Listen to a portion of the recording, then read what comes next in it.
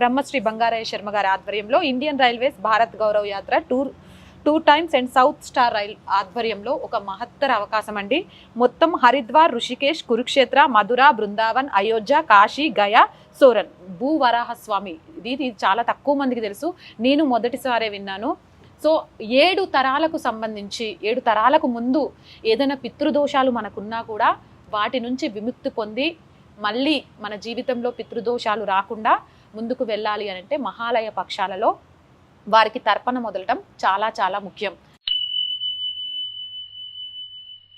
గురుగారు, మీరు Indian railways Bharat Gaurav యాత్ర two times south star rail వారితో ఈసారి అక్టోబర్ 1 నుంచి అక్టోబర్ 13 వరకు ఈ మహాలయ పక్షాలకు సంబంధించిన యాత్రల్లో పాల్గొనబోతున్నారు. అంటే మీరు చాలా రేర్గా ఇలా ఒకరితో కలిసి వెళ్ళడం, ఎందుకు వాళ్ళు మీ దగ్గరికి వచ్చి అడగగానే ఎందుకు వాళ్ళతో వెళ్ళడానికి మీరు సిద్ధమయ్యారు? మీకు ఎక్కడ నచ్చింది ఏంటి? నేను ముందు ఇది వెళ్ళడం తొలిసారి. రమేష్ అయ్యంగార్ గారు నా దగ్గరికి వచ్చి, అయ్యా మరి ఏం చేద్దాము, ఇది ఒక ఆలోచన ఉందండి, ఒక ప్రత్యేకమైనటువంటి రైలు వారికి ఇండియాలో ఒకటే ఒక ప్రైవేట్ ట్రైన్ ఉంది, అది వాళ్ళ ఆధీనంలోనే ఉంది. ఆయన అనేక కార్యక్రమాలు పూర్వం చేసి ఉన్నారు. నేను చాలామందిని కనుక్కున్నా, ఇలా రమేష్ అయ్యంగారు వచ్చారండి అంటే, మేము వెళ్ళామండి ఆయన టూర్లో, మా జగన్నాథన్ గారు కానీ చాలామందిని అడిగితే అందరూ వారు చేసినట్టుగా ఏర్పాటు ప్రతి ప్రదేశంలో ఇంత కూడా బాధ నొప్పి లేకుండా బాగా ఏర్పాటు చేస్తారండి, కాబట్టి మీరు తప్పకుండా వెళ్ళొచ్చు అని నాకు ఒక 15-20 మంది చెప్పిన తర్వాతే వారు వచ్చి నెల దాదాపు నెల పైన అడిగారు. అన్నీ కనుక్కున్నాక నా పితృదేవతల్ని తరింపజేసుకోవాల్సిన బాధ్యత నాకుంది. ఆయనని నా పితృదేవతలే నా దగ్గరికి పంపించారేమో అనుకొని తప్పకుండా నేను హరిద్వార్లో చేసుకోవాలి, ఋషికేశ్లో చేసుకోవాలి, సోరోన్లో చేసుకోవాలి, కురుక్షేత్రంలో చేసుకోవాలి, కాశీలో చెయ్యాలి, గయలో చెయ్యాలి, ప్రయాగరాజ్లో చెయ్యాలి, ఇలా అన్నిటినీ మధుర వెళ్తే వెళ్ళాలి, ఇలా అన్నీ మనసులో పెట్టుకొని ఇంత భాగ్యం నా పితృదేవతలు ఈ రమేష్ అయ్యంగార్ గారి రూపంలో వచ్చి చెప్పిస్తున్నారా, దీనిని నేను తృణీకరించడం తప్పు అని వెంటనే ఆయనకు ఫోన్ చేసి, అయ్యా పితృపక్షాల్లో నేను మీతో పాటు వస్తున్నాను, నాతో పాటు నా మిత్రులు నాకు సంబంధించినటువంటి వాళ్ళు చాలామంది వస్తున్నారు, ఇప్పటికే చాలామంది రావడం కూడా అయింది, చాలా తక్కువ సీట్లే మిగిలి ఉన్నాయి నాకు తెలిసి. వేగంగా వచ్చిన వాళ్ళు అదృష్టవంతులు. కానీ చాలా విశేషంగా భోజనం కూడా, నాకు భోజనం చాలా ఇబ్బంది అమ్మా, ఎక్కడికైనా వెళ్తే నేనే వండుకొని తినే అలవాటు. ఇప్పుడు నేను ఇన్ని ప్రాంతాలకు వెళ్తే అన్ని చోట్ల ఆగి వండుకొని చేసుకొని ఇబ్బంది అవుతుంది. రైల్లో నాకు ఒక కుక్కరు, నాకు ఒక పాయింట్ అన్నీ ఏర్పాటు అయిపోతున్నాయి, నాకు నేను వండుకొని తినే అలవాటు కాబట్టి. అదేవిధంగా రైల్లో వచ్చిన మిగతా అందరికీ కూడా రాజమండ్రి నుంచి బ్రాహ్మణులను పిలిపించి వాళ్లతోటే ఉల్లిపాయలు వెల్లుల్లిపాయలు ఏం లేకుండా, ఎందుకు కొంచెం బ్రాహ్మణులకు కొంతమందికి అలవాటు ఉంటుంది ఎల్లుల్లిపాయలు లేకుండా వండడం, అందుకని ప్రత్యేకంగా వాళ్ళని పిలిపించి అక్కడ వాళ్లతోటే జర్మన్ ప్యాంట్రీ ఉంది, దాంట్లో ఈ వంటలన్నీ చేయించడం, చక్కగా వచ్చినటువంటి జనాలందరికీ కూడా ఉదయం లేచిన దగ్గర నుంచి కాఫీ నుంచి వాళ్ళు స్నానాలు ఎప్పుడూ రైల్లో ఉండదు, రూముల్లో ఏర్పాటు చేసేట్టుగా భోజనాదులన్నింటినీ కూడా సక్రమంగా ఏర్పాటు చేస్తూ చక్కగా చేస్తున్నారమ్మా. అందుకని ఇన్ని చోట్లకి నేను వెళ్ళాల్సిందే, నా పితృదేవతలకు పెట్టుకోవడానికి భాగ్యం. ఇందులో వారు చేసిన ఒక ఏర్పాటు, ఏమంటే నన్ను ఎందుకు పిలుస్తున్నారు అంటే, రైల్లో ఉపన్యాసం చెప్పాలి అన్న. రైల్లో నేను భోగిలో చెప్తాను, థర్డ్ ఏసీ 3 ఉంటాయి, సెకండ్ ఏసీ 3 ఉంటాయి, ఫస్ట్ ఏసీ 1-2 ఉంటాయి, స్లీపర్ క్లాస్ ఉంటాయి. ఇంతమంది దగ్గరికి వెళ్తూ నేను చెప్పాలంటే గొంతు పాడవుతుంది కదండి అంటే, అలా ఉండదండి. ఒకటే ఒక సెంట్రల్ మైక్ ఉంటుంది, ఈ మైక్లో ఒక దగ్గర కూర్చొని మీరు చెప్తే ఆ మొత్తం అన్ని భోగిల వాళ్ళకి సమానంగా వినిపిస్తుంది. అందుకని పితృదేవత మాహాత్మ్యాన్ని, మహాలయ పక్షం యొక్క గొప్పతనాన్ని నాకు చెప్పుకుండే భాగ్యం. ప్రయాణం చేస్తూ పూర్వం ఋషులు ఇక్కడి నుంచి అక్కడికి వెళ్తూ కథలు చెప్పుకుండేవాళ్ళు. గురువులు శిష్యులతో పాటు ఆనందంగా నడుస్తూ ఈ ఊరి నుంచి ఆ ఊరికి వెళ్తూ పాఠం చెప్పుకుండేవాళ్ళు.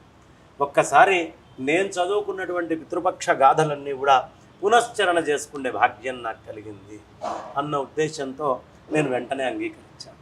ఓకే, ఇంకొకటి గురుగారు, కొన్ని సీట్లే ఉన్నాయని నాకు కూడా తెలుసు. అయితే చాలా మంది ఏమనుకుంటారంటే ఇలాంటి యాత్రలు చేయాలి అని అంటే ఓ 50 ఏళ్ళు అయినాక చేద్దాం, 60 ఏళ్ళు వచ్చినాక చేద్దాం అనుకుంటారు. యువతకి ఇలాంటి కార్యక్రమాల్లో ఎందుకు పాల్గొనాలి, ఇలా అన్ని దగ్గరుండి చూపించే అవకాశం వచ్చినప్పుడు ఎందుకు దీన్ని మిస్ చేసుకోకూడదు అనేది ఒకసారి. వాస్తవానికి యువతే వెళ్ళాలమ్మా. ఈ పితృదోష సమస్యలు సంతానం కలగకపోవడానికి కానీ, భవిష్యత్తులో ఉత్తర తరాలకు సక్రమమైన సంతానం పుట్టకపోవడానికి కానీ, ఇంట్లో ఉండేటటువంటి కష్టాలకు కానీ ఎక్కువ పితృదోషాలే కారణం. వాళ్ళని నిర్లక్ష్యం, బతికుండగా నిర్లక్ష్యం చేస్తున్నాం, మరణించిన తర్వాత నిర్లక్ష్యం చేస్తున్నాం. సమాజం అంత దారుణంగా తయారైంది. ఒకప్పుడు లేదు ఇలా. ఒకప్పుడు పెద్దలంటే గౌరవం. 90 ఏళ్ళు వచ్చినా మా నాన్న ఏం చెప్తే అదే చేస్తాననే కొడుకులు ఉండేవాళ్ళు. 60,000 సంవత్సరాలు వచ్చినటువంటి దశరథుడి యొక్క మాటని రామచంద్రమూర్తి ఎంత అద్భుతంగా పాటించాడమ్మా. దాన్ని బట్టి ఏమర్థమవుతుంది? పెద్దల యొక్క మాట పిల్లలు దాన్ని చద్దన్నం మూటగా అది చాలా గొప్ప బలంగా తీసుకొని ముందరికి వెళ్ళాలి. అది తగ్గిపోతోంది కల్చర్లో. పెద్దలని దూషిస్తున్నాం, వంకలు పెడుతున్నాం, తెలిసి తెలియక ఎదిరించి మాట్లాడుతున్నాం, చాలా అపరాధాలు చేస్తున్నాం. మరి ఈ అపరాధాల నుంచి దూరం కావాలి అంటే నువ్వు వయస్సులో ఉండంగానే, నీ శరీరానికి బలం ఉండంగానే పితృపక్షాల్లో జరిగేటటువంటి కార్యక్రమాలకు వెళ్ళు. తల్లిదండ్రులు ఉన్నట్లయితే దేవతాక్షేత్రాలు దర్శనం చేసుకో ఈ పితృయాత్రలో. ఒకవేళ తల్లిదండ్రులు లేకపోతే ఖాయంగా వచ్చి తర్పణాదులను అక్కడ వదులుకోవచ్చు. వయస్సులో ఉన్ననాడే తీర్థయాత్రలు చెయ్యాలి. వృద్ధాప్యం వచ్చిన తర్వాత చెయ్యలేము.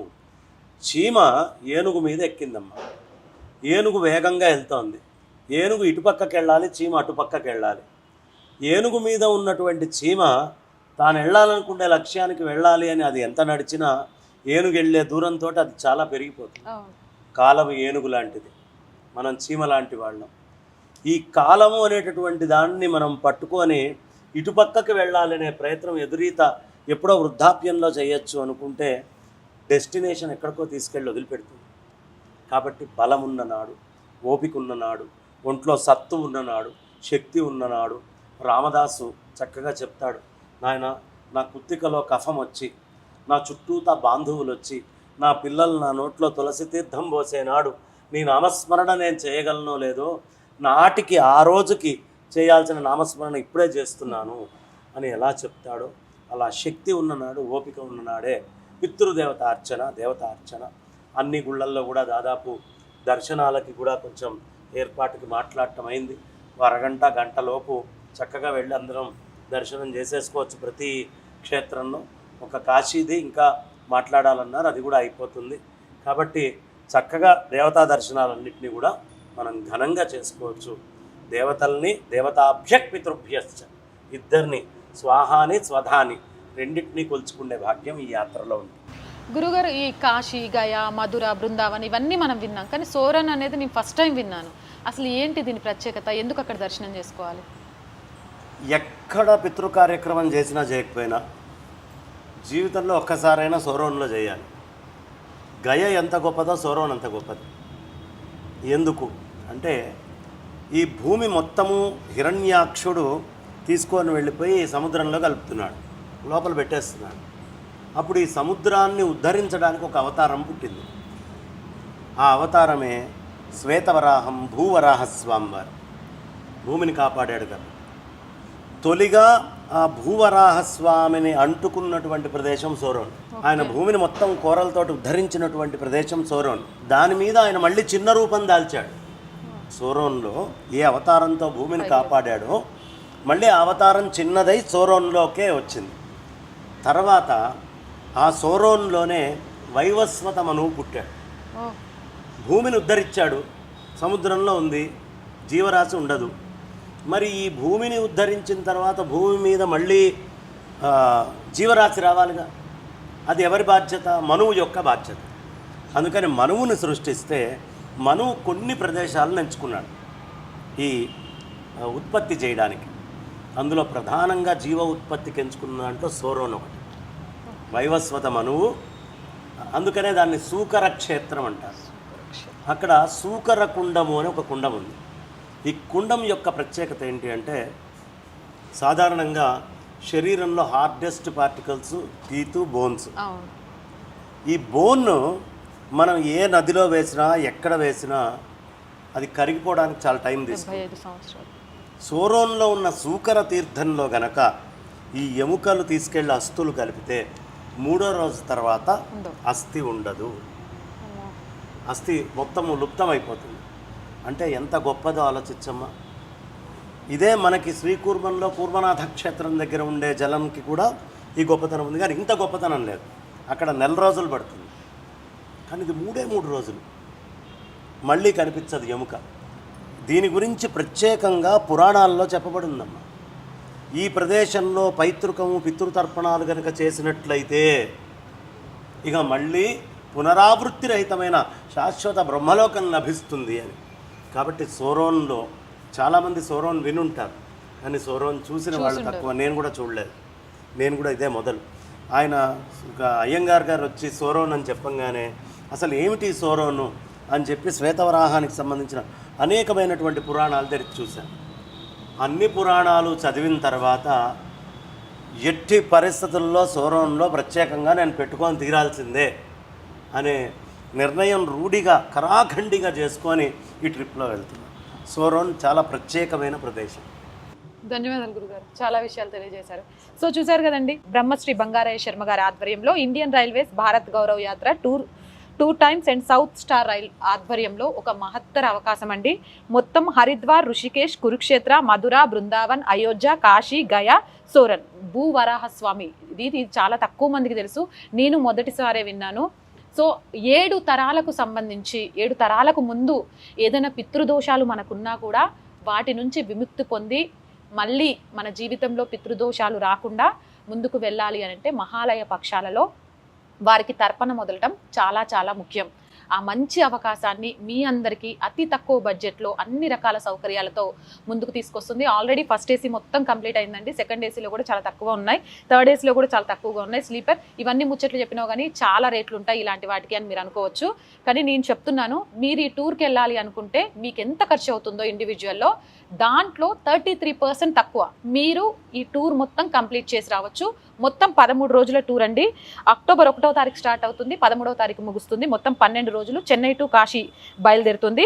ఫస్ట్ ఏసీకి అయితే 66,200, సెకండ్ ఏసీకి అయితే 59,800, థర్డ్ ఏసీకి అయితే 54,000, అలాగే స్లీపర్ వచ్చేసి 42,200. ఇక దీనికి సంబంధించి అరుదుగా ఉన్నాయి సీట్లు. మళ్ళీ చెప్తున్నాను, ఇందులోనే భోజనం, ఇందులోనే మీ రూమ్ ఖర్చులు. కాకపోతే ఒకటి మీరు తీసుకొచ్చుకోవాల్సింది ఏంటంటే తర్పణం వదిలేటప్పుడు నువ్వులు కానివ్వండి, ఆ పిండి కానివ్వండి, అది మనది మనం తీసుకెళ్లి తర్పణం వదిలితేనే ఆ ఫలితం మనకు దక్కుతుంది. కాబట్టి అవి మాత్రం మీరు తీసుకెళ్ళాలి. పేస్ట్, బ్రష్ ఇలాంటివి అయితే వాళ్ళు ఏర్పాటు చేయరు. మిగిలినవన్నీ కూడా ఏర్పాటు చేస్తున్నారు. అబ్బాయి ట్రైన్లో స్నానం చేయాలా, అక్కడ స్నానం చేసి దేవుడి దర్శనానికి ఎలా వెళ్తాం, ఇలాంటి సెంటిమెంట్లు నాతో పాటు చాలా మందికి ఉంటాయి. అలాంటి వాళ్ళకు ఫ్రెష్ అవ్వడానికి రూమ్స్ అరేంజ్ చేస్తున్నారు, నైట్ అవుట్ చేస్తే అక్కడ పడుకోవడానికి రూమ్స్ అరేంజ్ చేస్తున్నారు. అలాగే ముసలి వాళ్ళు ఉంటే వాళ్ళని కేర్ టేక్ చేయడానికి, ఒకవేళ మధ్యలో మీ ఆరోగ్యం ఏమైనా ఖరాబ్ అయితే ఫస్ట్ ఎయిడ్ చేసే డాక్టర్ అందుబాటులో ఉంటారు. అంతేకాకుండా అది ఒకవేళ క్రిటికల్ అయితే నెక్స్ట్ స్టేషన్లో మిమ్మల్ని సరైన హాస్పిటల్కి తీసుకెళ్ళడానికి కావాల్సిన వైద్య సిబ్బంది అంతా కూడా ఉంటారు. ఇంత విన్న తర్వాత మీకు వదులుకోవాలనిపించట్లేదు కదా. ఈ డీటెయిల్స్ అన్నీ చెప్పినావు కానీ ముందు కాంటాక్ట్ నెంబర్ చెప్పండి అని అంటున్నారు. నాకు అర్థమైంది, చెప్తాను, నోట్ చేసుకోండి. 8331008686. మళ్ళీ చెప్తున్నాను, 8331008686. మరి ఇది బిజీ వస్తే ఇంకో నెంబర్ చెప్తా, 8332008686, 8332008686. కింద స్క్రీన్ మీద కూడా నేను నెంబర్స్ ప్లే చేస్తాను. సో ఖచ్చితంగా వీలున్న ప్రతి ఒక్కరూ 550 సీట్లలో దరిదాపు అయిపోవచ్చాయి. మీకు ఆ పితృదేవతల నుంచి ఆశీస్సులు కావాలి అంటే సీటు దొరుకుద్ది. ఆలస్యం చేయకుండా వెంటనే కాల్ చేయండి. జై హింద్, జై భారత్.